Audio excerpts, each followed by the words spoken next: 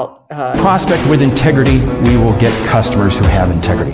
Integrity is the foundation from which everything is built on.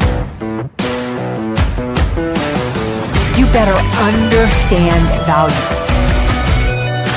But at the end of the day, sales is a relationship business. It is a people business. It is an emotional business.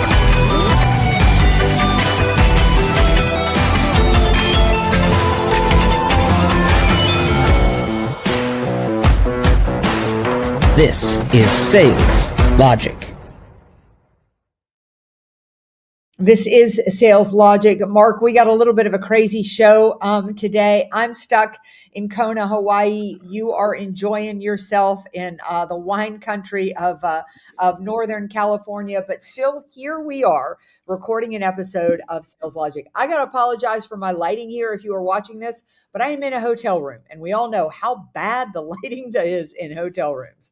Well, I'm in a hotel room too, but fortunately the sun is up enough here and it works good. But hey, we got a great show today. What are we talking about? We're going to talk about how to stay valuable after the sale. Why don't you tell the audience kind of how the show works, and we'll rock and roll. Yeah, so every week we come to you usually at 8 a.m. Eastern on Saturday morning, but when red-eye flights screw us up, that sort of takes a back seat.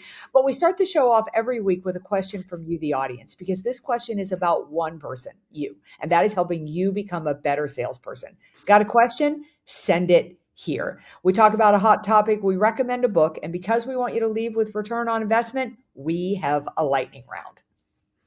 So, okay, we're talking today about how to stay valuable after the sale. You know, it's so interesting. Why is it that salespeople spend all this time prospecting and they don't realize all that additional business that can come from customers by just staying engaged with them after that initial sale? There's so many things that they can do.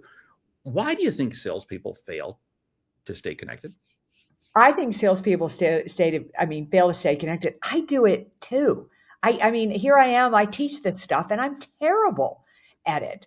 I think it's because we get so excited about the hunt. You know, it's about winning the new business. That's who we are by nature. We kind of love the challenge. And once you bought from me, you like me, and kind of the thrill is gone, right?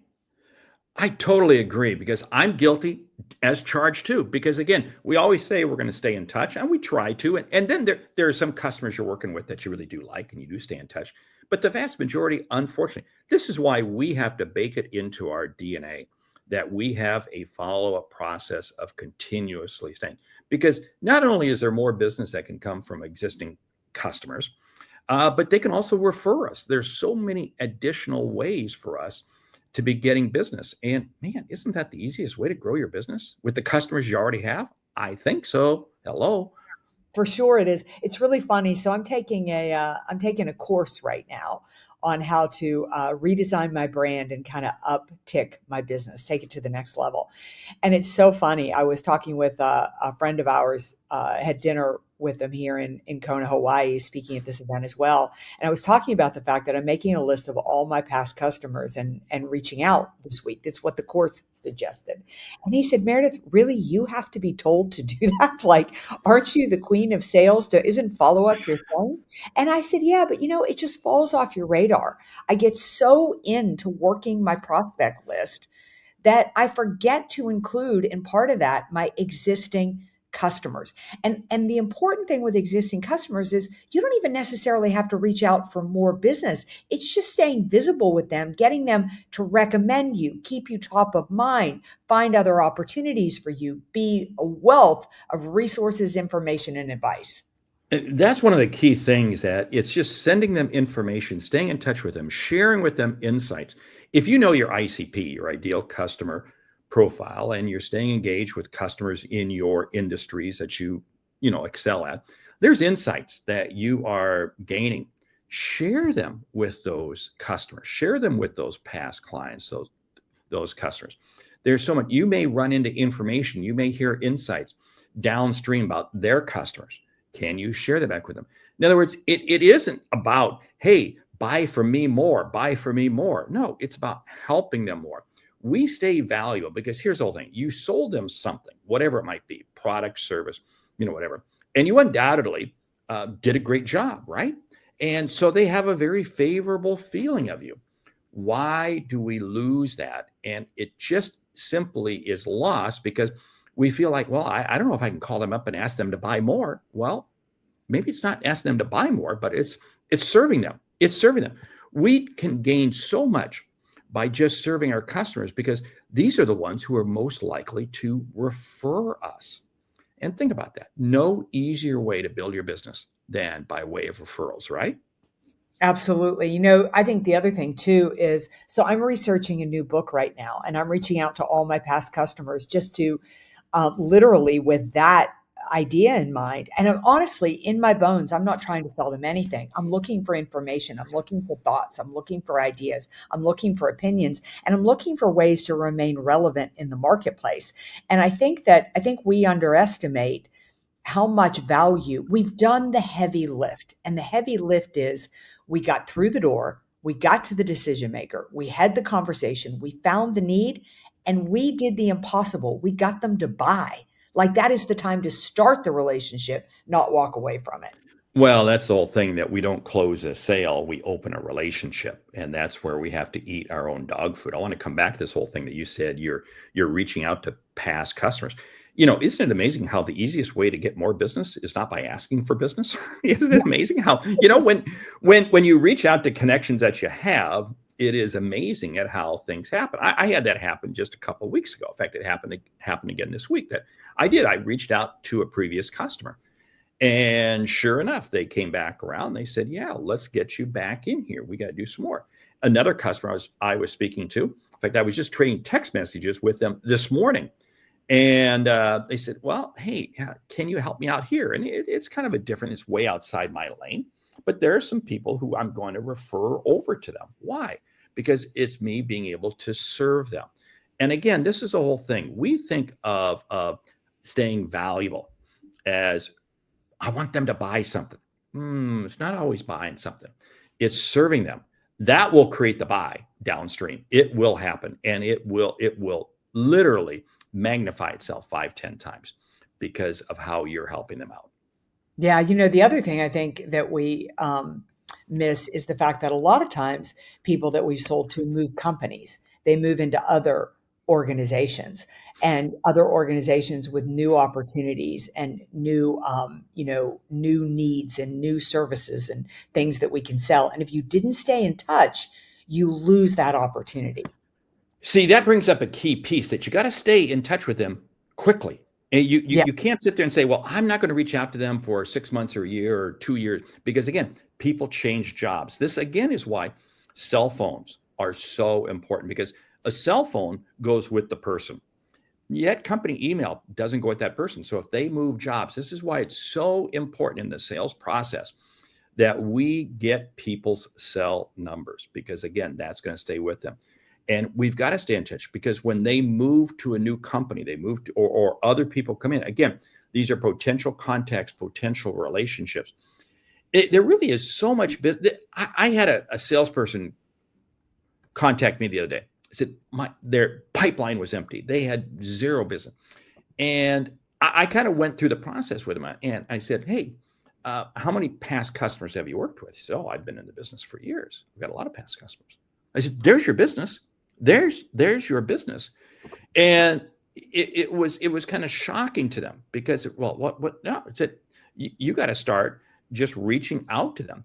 And you reach out to them by sharing them insights, sharing with them information that they can help. And you're going to be able to rekindle so many conversations. I'm going to challenge every salesperson right now, when you're hearing this. You may be chasing inbound leads, and that's what you and I do, Mayor. We get these inbound leads. We get all excited about them, and we chase others in our prospecting funnel and these big opportunities. But we got to make sure that our past customers are part of our active funnel. Mark, one thing that I was wondering is that, is it how long, like, if you haven't reached out to some of your past customers in a while, is it ever too late to rekindle that relationship? Oh, great question. I don't think it's ever too late. I don't think it's ever too late, because here's the whole thing. Think about this for a moment. You're reaching out to prospects. They don't know you, right? They don't know you, but you're reaching out to them. Here you have a past customer that maybe you haven't talked to in 3 or 4 years. You can still reach out to them because you know what? When you say your name, when you say your company, chances are they're going to probably remember. And you know what? You can simply sit there and say, hey, you know what? Shame on me for not reaching out to you. Shame on me. And then you can share with them some insight. It is never beyond too old to reach out to somebody. I don't know. Maybe you've got some other thoughts.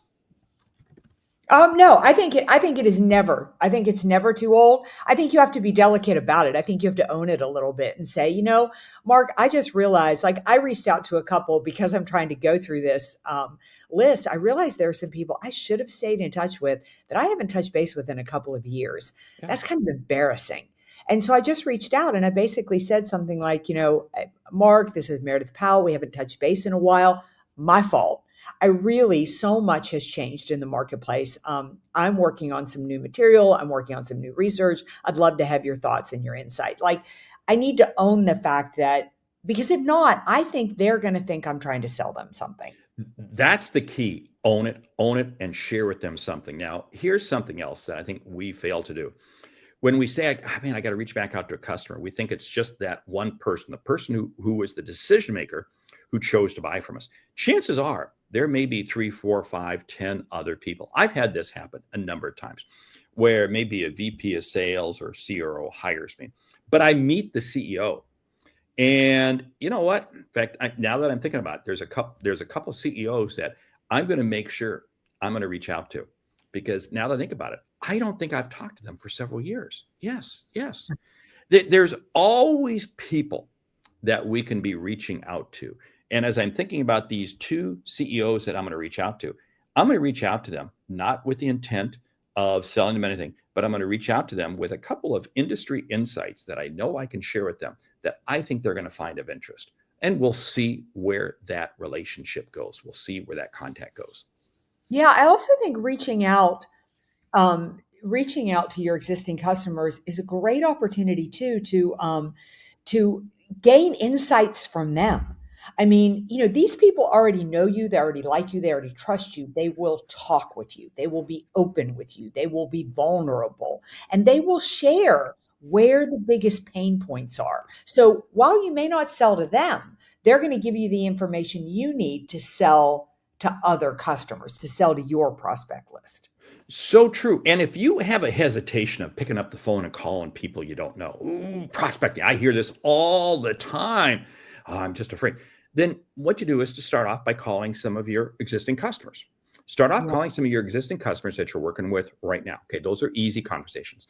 Then you begin calling customers that you haven't talked to in 6 or 9 months or 3 months or a year, whatever. These are past customers. But again, they're going to recognize you. See what you're doing is you're becoming more and more comfortable by dealing with people who actually know you. And then what happens is you kind of work your way through a little bit of that list. Then you're going to be able to truly prospect people who don't know you. So you work your way into it. It's a very easy way to become very comfortable to be making prospecting calls. So if any of you out there, if you have any kind of a qualm in not wanting to pick up the phone and call somebody, call some of your past customers and get into that routine. It's a muscle. You begin to develop it, and it's amazing at how strong you can make that. And suddenly you're going to be making all kinds of prospecting calls. I also think you're going to realize that it's what you're afraid of. And then you get an adrenaline rush because you get really good information. Like, I'll give you an example. I spoke at an event last February, and the gentleman, the CEO of the company, he and I had talked a little bit about doing some succession planning for him. Timing wasn't right. It kind of fell off. So when I was challenged through this course to reach back out, I reached back out to him. And I left him a phone message, and I also followed up in an email. He emailed me back and he said, just finishing up a week of golf in Sarasota. I'm on my way back to Canada where he lives. He said, I'll give you a call when I get there. I'd love to connect. And it was like a shot in the arm. It was like, woo, that feels really good. I'm kind of pumped up to do the next one. So what seems a little scary on the front end, once you do it and you get the positive feedback, because unlike prospecting, this is one where you will get positive feedback because these customers like you. Yeah, and I bet you're going to have a conversation with him about his golf game in Yeah, Sarasota. absolutely. I just have that feeling. See, because again, this became a very personable type of conversation. I've got several people like that who I routinely stay in touch with, and I do work with them every couple of years. And I do reach out to them probably every quarter. And it is amazing how comfortable. And I can tell you exactly, this gentleman has 5 children, 4 girls and a son. And I can tell you to the day of each of them in terms of when they graduated from high school, the college they went to. 2 of them are now married. And in fact, he's probably listening to the show and he knows who I'm talking about. But again, you create this relationship. And when I think about the business I've been able to achieve and I'm able to get and so forth, again, these are relationships. And when you make calls like that, it's amazing at how much easier it is to make other calls. The reason we don't do something that we don't want to is because we just can't get over it. So let's make it easy. Make it easy by calling and reaching out to some of your past customers. Hey, we got to tee up here the question of the week that came to us from Zoltan. He writes, hey, recently I came across your podcast and love it. He's been enjoying it. This year, I'm focused on developing stronger sales skills within the AEC, that's architectural, engineering, construction, professional services industry in Europe. Says, I'd love to learn from you. What 3 books would you recommend to help me on this journey? I've completed Dale Carnegie's sales training and recently connected with its client-centric approach. So, hey, I threw that into the brain. And of course, you know what topics or what books came back with Dale Carnegie? Yeah, well, it came back with our books, but it came back with Dale Carnegie's book too in there in terms of how to win friends and influence people. And that would have been my top book. Yeah. In all honesty, I tell all of my clients to read How to Win Friends and Influence People. Yeah.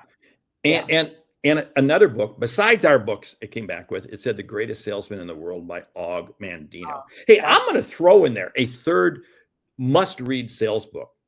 And that's Atomic Habits by James Clear. We've talked about this book ad nauseum on the show. But I'll tell you what, boy, when you get the right habits, when you get disciplined, it's amazing at how much more successful you are. So, hey, I appreciate, hey, if you're a new listener, pop us an email, pop us a note, leave us a review. Again, we'd love to hear from you. And if you got a question, ask it. Because again, this is all about providing you with insight. So back to our whole topic of providing value after the sale. What are some other insights? Are there other little things that you've done? Do you gift past clients? That's interesting. I do not gift past clients. I don't send a gift. But what I feel like providing value after the sale. I think one of the things that I do that is relatively new for me is that we do a return on investment check-in at 90 days. So I very much, how I sell is I say, basically by hiring me, this is the change you're going to see in the organization. And I sell very much off KPIs, and we do a 90-day KPI. See, that is so spot on. I love that you said that you don't do gifts. I don't do gifts either, because of course I work with a lot of Fortune 500 companies and a lot of other companies. They can't accept anything. They can't accept that kind of stuff. I may gift them in terms of sending them a book, not my book, somebody else's book, one of your books, for instance, just because, again, that's not a gift, that's knowledge for you to read. But I love the idea that you come back to them and you measure the ROI, the return on investment. So critical. This is one of the easiest ways for any of us. I run into salespeople who sit there and say, Mark, our company just doesn't quite really, we sometimes miss the boat. You know what? And they say, well, I'm just a little afraid to contact them because that's the reason for you to contact them. Because if there was an issue, guess what? They're going to be talking about it without you. So you might as well have them talk about it with you. So at least you have the ability to correct it. Because remember, at the end of the day, it's not the product or the service, it's you. Your reputation is on the line. So you owe it to them. If you feel there's any kind of hesitation with what's been delivered, you owe it to them to reach out to them. And that's how you can really turn a customer into a life customer because they're going to see how much you've done for them, how much you've helped them. Staying in touch with customers after the fact, so critical. We don't close sales, we open relationships. Yeah, I think the thing about, if nothing else, with a customer that's unhappy, you have that conversation so that you shut down them telling anybody else that they're unhappy. Best case scenario, you end up selling them something, but additional. But you want to fix the problem because you don't want them talking to other people. And the thing is, too, they'll be so surprised that you reached out to solve it that it almost becomes like something for them to brag about, and really build you up in the marketplace. It almost becomes a bigger win. Now, I'm not thinking that a CEO of an airline is going to reach out to you because they canceled your flight and you're stuck in Hawaii. So I don't think that's going to happen. But here's the whole thing. We owe it to our customers, regardless of what happens, that we stay in touch with them. Hey, time is moving along fast. Our book this week, Michael Bosworth, What Great Salespeople Do. What are your thoughts on that book? I haven't read this book in a while, but I pulled it off the shelf because it's just a really good, just like you were talking about discipline, it's just a really good detail piece of what are the little things that separate a good salesperson from a great salesperson. And if you're looking for a couple of ideas to kind of up your game, this is a great book to read. It's interesting. I had not read that book for some time. It's been out now for a couple of years, and Michael Bosworth has written several other books. In fact, you bring up a great point, though. Sometimes we need to go back and read the books we've already read. And again, because they're worthy of it. That's why we talk about these books that we did, Dale Carnegie's book and Og Mandino's book. You go back and you read them again. It is amazing how much knowledge we can pick up by reading a book 2, 3 times, 4 times. And, over a course of 3, 5, 10 years. So don't think books you maybe have read, you can't read again. So great. Hey, are you ready for the lightning round? I am ready to rock and roll. Ready. Top 10 ways to retain customers. Do a good job. If you want to retain a customer, do a good job on the front end. Number 2, stay in touch with them. Just what we've been talking about here today. Yeah, I would say that if you want to retain a customer, make it personal. Like you said, so much, how how many kids that guy has, when their birthdays are. So make it personal. Number 4, look downstream. Who are their customers? What are some insights? What's some value you can bring them to help them serve their customers better? Yeah, I would say be proactive. Don't wait for them to contact you with a problem. Reach out with ideas and ways that you've got new products that could grow their business. Number 6, celebrate their wins. You may see something where they've been able to achieve something. Celebrate that with them. It's just a way for them to understand that you're watching them. Yeah. Number 7, I would create an experience that is unlike anything they have ever had. It makes me think of like Chick-fil-A, going to a McDonald's versus a Chick-fil-A.